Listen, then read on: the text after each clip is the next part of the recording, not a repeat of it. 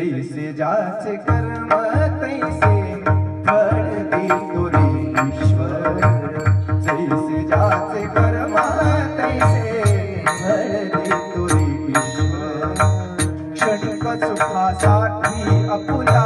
गुणी होतो नीती भ्रष्ट गुणी त्यागी जीवन आपले दुःख जगी कर